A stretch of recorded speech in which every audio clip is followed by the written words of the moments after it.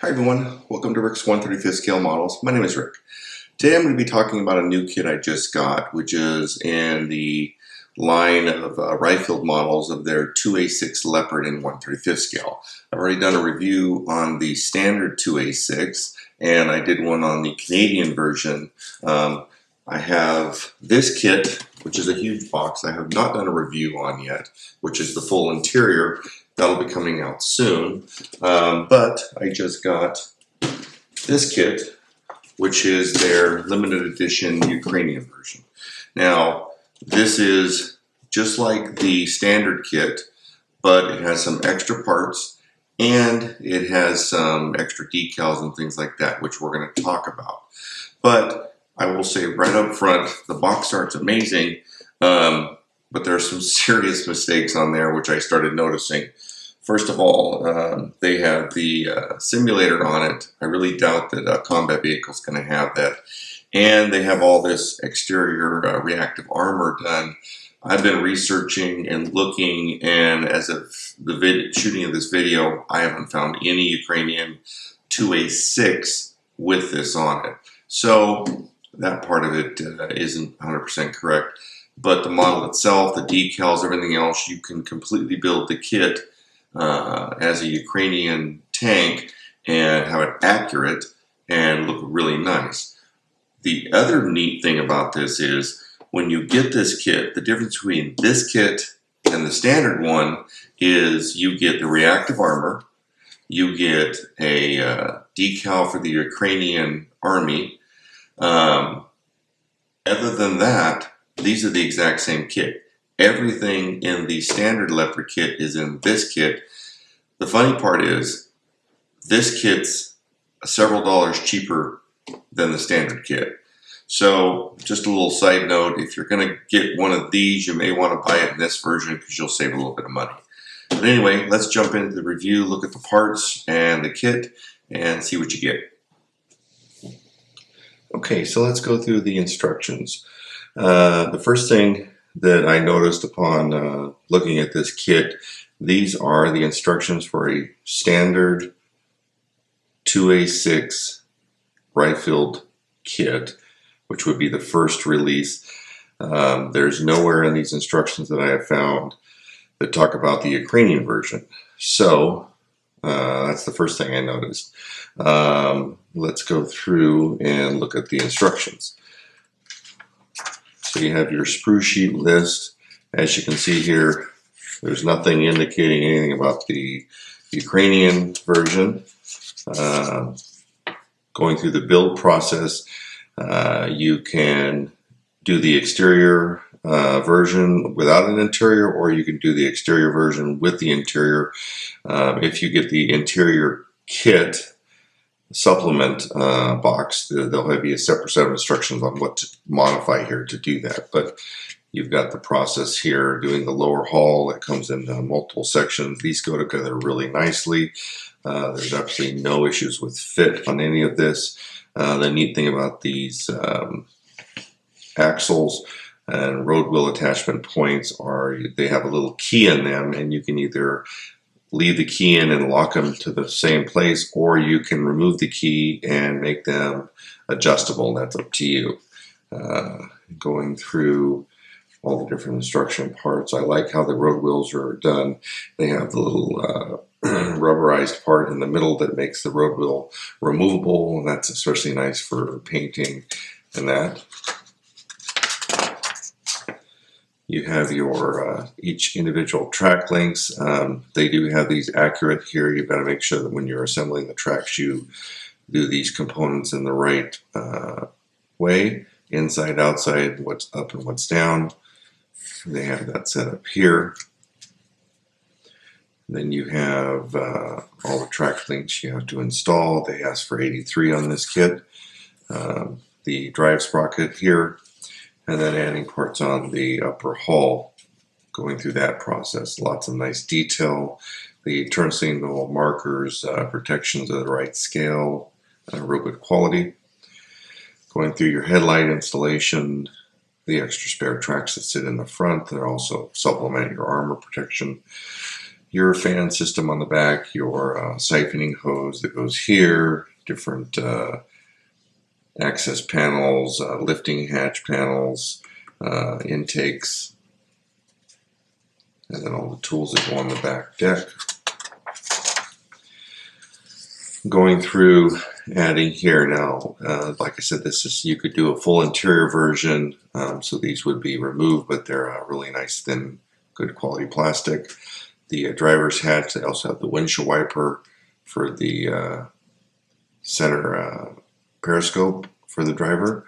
The other neat thing about this kit is on the PE sheet they have padlocks for the different access points, which the real vehicles would have. All the different little tools and the PE sheets, details that go with those.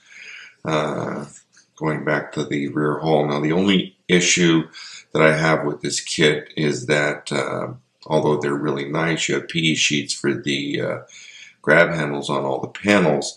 These are flat, where in the real vehicle they're round, so they're, if you look closely at it, it doesn't look 100% correct. I would prefer maybe a wire or a resin one for that, but it does give great results. If you're real creative, you can actually take a little bit of white glue and after installing them, add it to it to kind of thicken it a little bit, and that'll make it look a little more round, but still gives a great result for quality. The fit for the upper and lower sections of the lower hull are great. There's no issues with that. Going through your side skirt protections, they have really great detail on all that. I like also Ryefield has a color-coded instructions. I have never found an issue yet with the instructions. The rear view mirror support here is really delicate. It's to scale, so something to be careful of. You may want to add that after the build so you don't break it. They give you lots of options on the side skirts. You can have them up like this in the transportation mode. They would be when they're on a train car, or you can have them just flip down like this, which they also do sometimes, depending on which option you want to go with, or if they're doing maintenance, track repairs, things like that. Your side skirts here.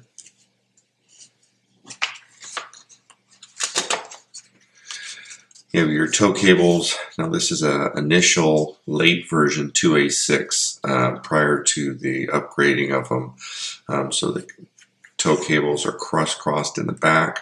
The newer versions, the M's and the A2s, have the loop system here. But like I said, this is the 2A6 prior to any of those upgrades. So you're going to have that version.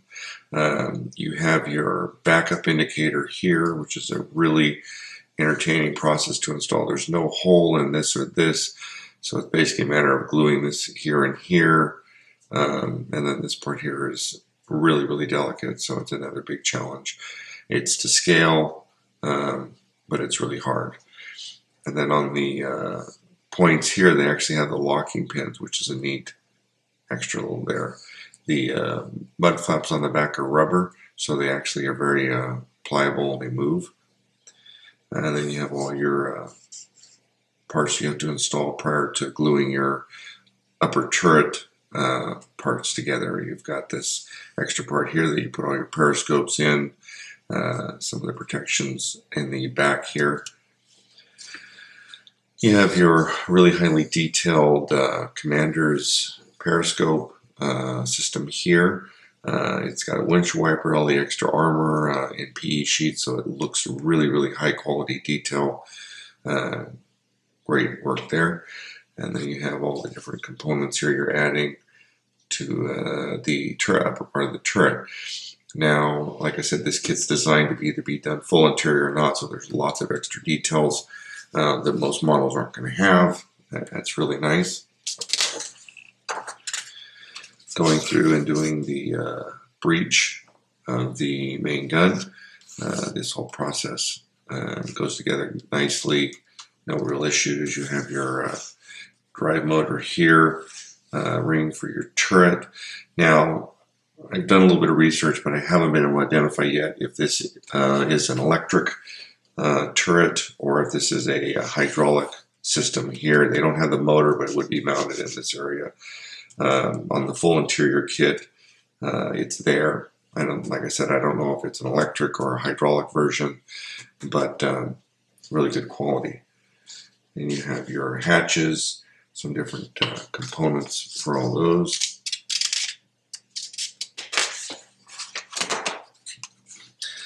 Go into all the extra detail on the outside. They have great weld lines on all the plastic. All these different details. Most models either have injected on it or they just don't have. They took the time to do it on this one. The different components of the supplemental armor on the turret, the little storage baskets for tools that go inside those side wings. And then you have the option of doing a gun simulator or not. This kit does not have the control line that goes along the gun over to the part of the turret area here and ends up in the loader's hatch area. That part isn't there, so you'd have to scratch build that if you wanted to install this. Then you've got your communications cable that can go on the back, either on the rear or it can go inside here, depending on the version you want to do. They show the two different options you can go with. They don't have any cable on it, so you'd have to add cable to it to make it look correct. Also, when you do the smoke launchers, they don't have the chains. If you get some of the aftermarket products they provide, you can get that, but the kit doesn't have that. They have multiple storage hatches in the back. You can have them either open or close. Lots of great detail there. Goes together nicely. It's real fragile, but nice. You can actually have the access panel that goes into the communications center here with a lot of extra parts and batteries, things like that. This can be either open or closed depending on how you want to build the model. Really nice there. The side baskets have PE sheets, and this all goes together nicely. The PE sheets are nice and pliable, not too stiff, so it makes installation pretty simple. You also, on the back of them, they have extra parts for the tracks. They actually have that on this kit, so that's really nice quality. The hatches that go on the back here, over this storage hatch and those items. This is another thing that can be opened or closed depending on how you want to build it.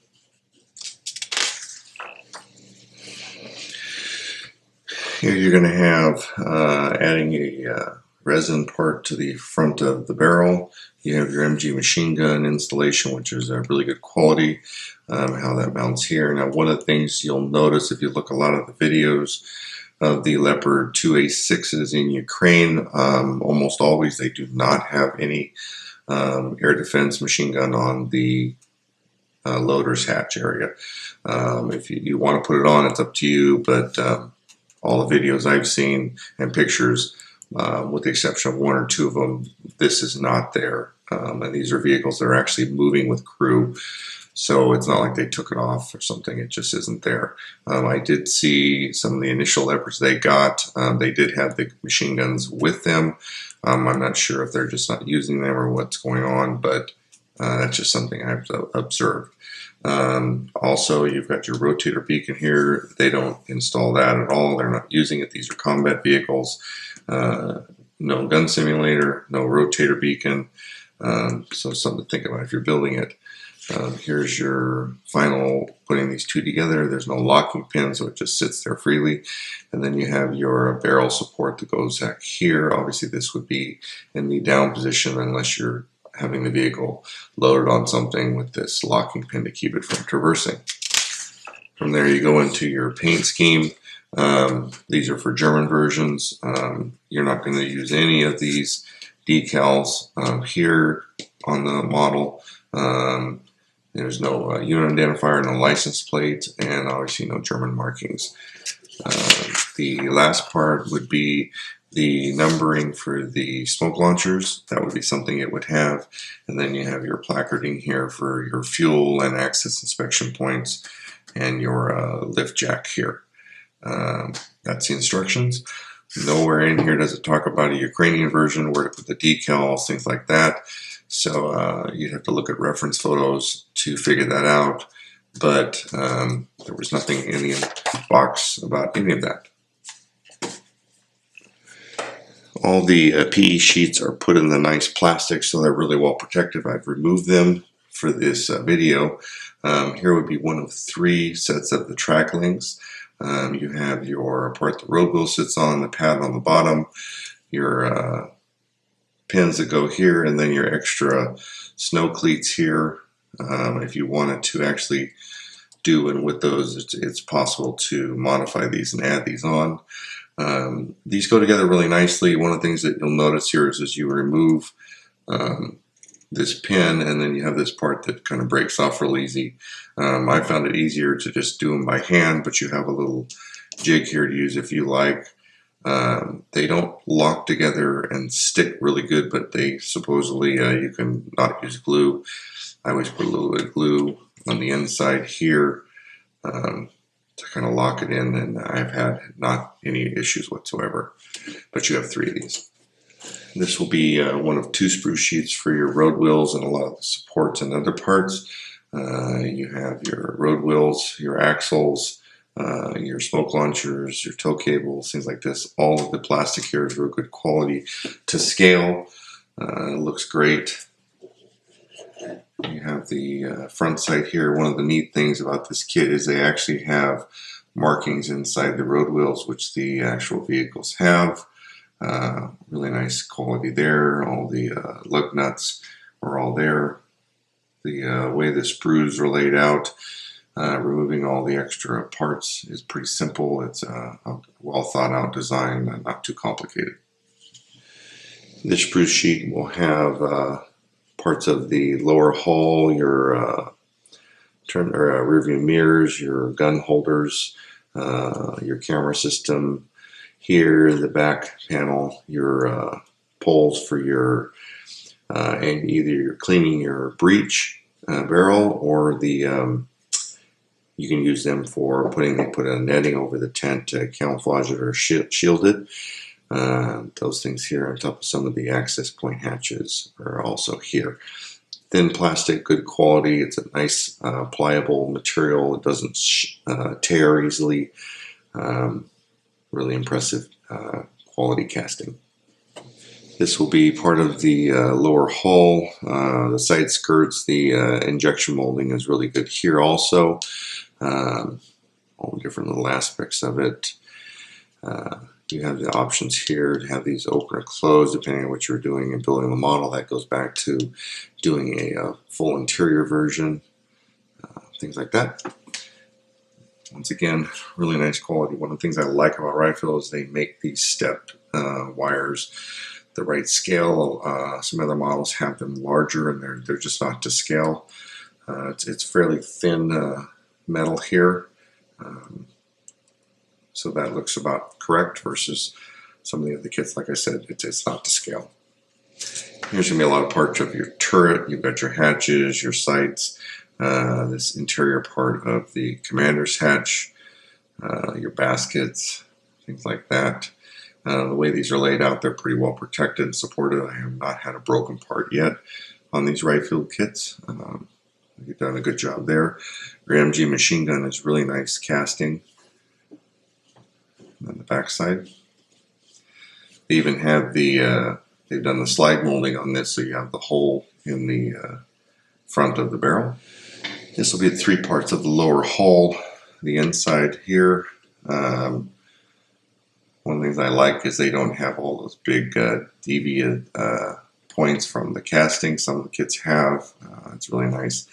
Really good, delicate quality here. They do have these little parts that stick out so that they make sure plenty of plastic is pushed through in the injection process. You have to remove that and clean it up. It's not too hard, but that's the only part there. And then the weld quality is amazing. You've got your extra supports here already installed, all the interior parts here and exterior parts for the suspension system. They have even holes here done, so if you have this part removed, you'll see the actual holes, or if you glue it on, it's got the bolts obviously sealing it up. This will be part of the turret. You've got your main ring, your simulator here, these front protection panels with the sides of them, some of the top parts, the lower part of the turret. These are also hatch covers and part of the gun simulator. Really good casting quality. They even have the non-skid texture on. It feels about right, correct? You don't need to modify it in any way. So, really good there. And then the back side. You're going to have your barrel, your this fiberglass part I told you about. It's a slide mold injection. Really good quality. You can see the good fiberglass texture on it, which is nice. Tool bags that go inside these side skirts. Your breech for your barrel, the barrel parts, all these different panels and different parts. You can either put the plastic tip on the barrel or you can go with the resin one they have attached. Here's the back side. Once again, really nice quality. Here's the upper part of the lower hull. They have lots of extra parts here to keep it supported. It's real thin plastic to scale. Really nice quality casting. All your non-slip points here are all raised up right about the right level. They're not too high. Your weld lines are amazing. If you have these covers off for whatever reason, you've got the inside, or if you glue it on, depending on how you're doing the model. Also, you have your batteries opened here. If you have the full interior version, you'd see the batteries inside there, but this one you don't. And then you've got your cleaning kit and your air filtration system access points here. Some of the access points and parts here on the side. This is the turret. Once again, you've got some extra parts here you have to cut off. That's to have good support of it so it's protected. The non-skid on this is also amazing. You've got some real good detail inside here. One of the things neat about the rye-filled kit is they actually have the sights inside, so when you look through either the periscope or the front main sight, you'll see the optics in there. It's actually almost impossible to see when you build it, but it's a nice quality effect. Really nice weld lines, etc. on the side. Good quality plastic. Now here you're going to have your PE sheet. Once again, the PE sheet is really thin. It's not too delicate, but it's definitely soft enough to maneuver, manipulate, and not break. You have your tow cable string here. All the clear plastic for your scopes, periscopes, and sights. These are resin for your locking pins for your tracks that go on the upper fenders, and then your barrel tip here.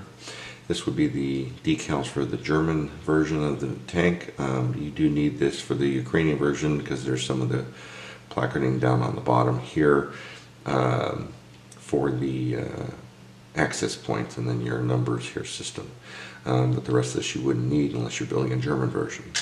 This part would be the soft rubber for all the fenders and the road wheels to make them come on and off. Real good quality, soft, it's not real hard.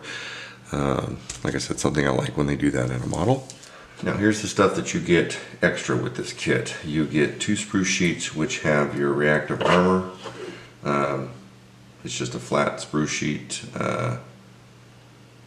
with no mounting system. They just glue straight on the model in whatever pattern you do. And then you have your Ukrainian stickers. You've got the flag and then the white cross. That would be all it says here. Now when you notice the vehicle, a lot of times these are painted on, usually either with it looks like they sprayed it on or hand painted it. These are very crisp decals. So I would be hesitant to necessarily use them, or if you were going to use them, maybe grubby up the edges a little bit after you paint it to make it look a little more authentic. Most of the time they're not this high quality like this. These vehicles are actually being deployed, they're in combat, so it's not going to look pristine like this. But that's the, this is what you get extra with the kit, and everything else is your standard rye-filled Leopard 2A6 model. Okay, so that's the overall sprue sheets and decals and instructions of this model. Great model. Rye-filled's done a great job with their whole Leopard line. You obviously have the standard Leopard, You have the Ukrainian Leopard, you have the full interior Leopard, and you have the Canadian Leopard with the supplemental armor and different aspects there. They also have come out with several aftermarket products. You can buy your standard tracks, you can buy the motor, you can buy a full interior, you can buy resin tracks, you can get 2 different PE sheets, one that details the standard Leopards and then one PE sheet just does the supplemental armor on the outside of the Canadian version. Great product. Really like their kits, their quality, their fit. Everything is working great. Definitely something to look at and worth buying. I've got a couple of them. Really enjoying it. The review on the full interior is coming soon. Anyway, that's the review on the Ukrainian version. Everyone take care. Happy modeling. More models, reviews coming, and builds coming soon. Take care. Have a great day. Bye-bye.